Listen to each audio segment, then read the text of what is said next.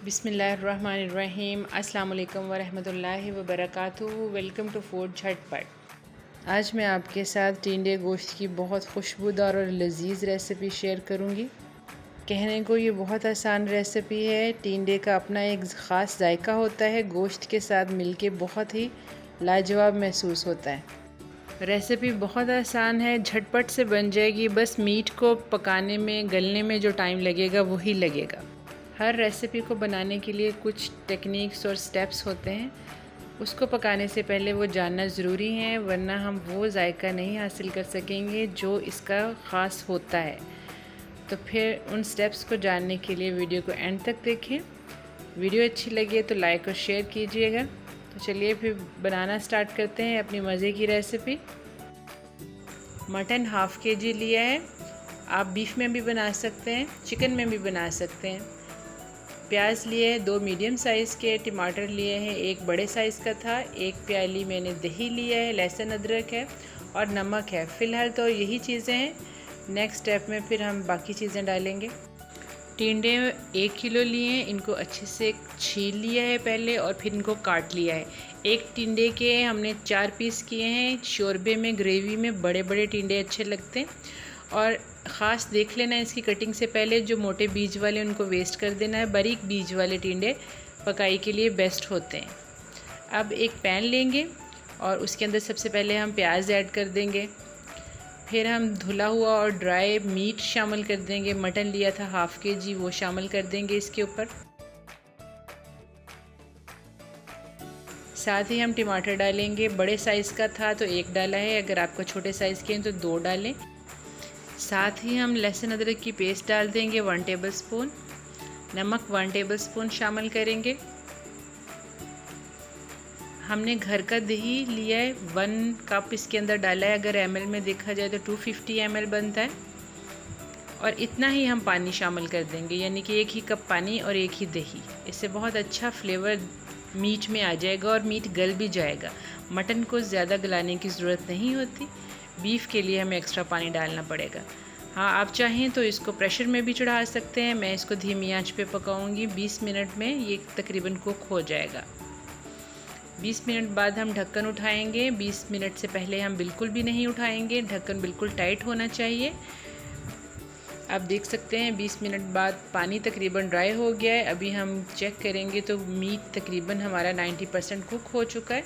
इसमें हम half cup oil डालेंगे और अच्छे से मिक्स करेंगे। अब साथ ही हम इसके स्पाइसेस डाल देंगे। स्पाइसेस हम यहाँ कलेक्ट कर लेंगे। सुरख मिर्च का पाउडर डालेंगे, हाफ़ टेबलस्पून हल्दी डालेंगे, बहुत थोड़ी सी 1/4 टीस्पून।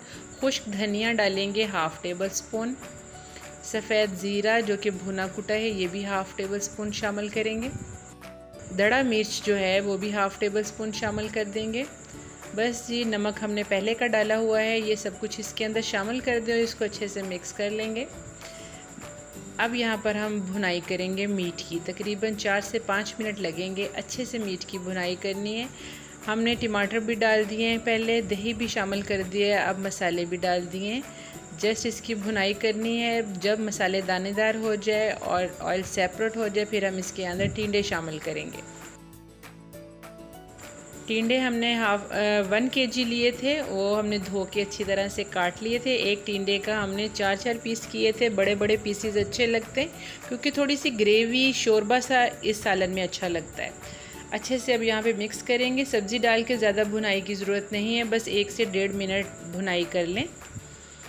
हमने मीट की पहले से ही अच्छी भुनाई की हुई है। ऑयल सेपरेट हो गया था, मसाला दानेदार हो गया था। बस अब हमने 1.5 मिनट तक इसको ज़्यादा से ज़्यादा सब्ज़ी के साथ भूनना है। फ्लेवर को इन्हेंस करने के लिए कोई चाट मसाला या कढ़ाई मसाला कुछ डाल सकते हैं। मैंने 1 टीस्पून डाला है चाट मसाला।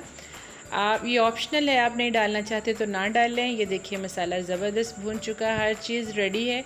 अब इसमें पानी डालेंगे। पानी हमने इतना डालना है जिसमें हमारी सब्ज़ी भीग जाए, डूब जाए, बस इतना मुनासिब होता है।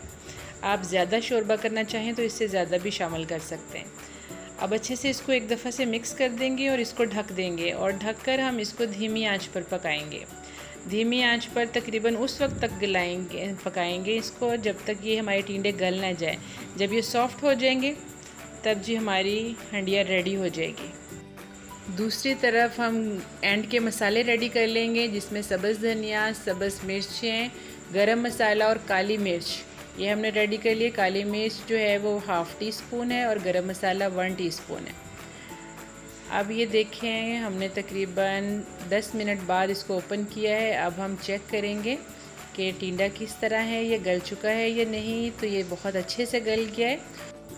मीट को भी चेक करेंगे तो ये भी सॉफ़्ट हो चुका है। तो अब ये रेडी है, हंडिया हमारी बिल्कुल रेडी है। अब एंड के मसाले डालेंगे, वही ग्रीन मसाले जो हमने अरेंज करके रखे थे वो हम इसके अंदर शामिल कर देंगे।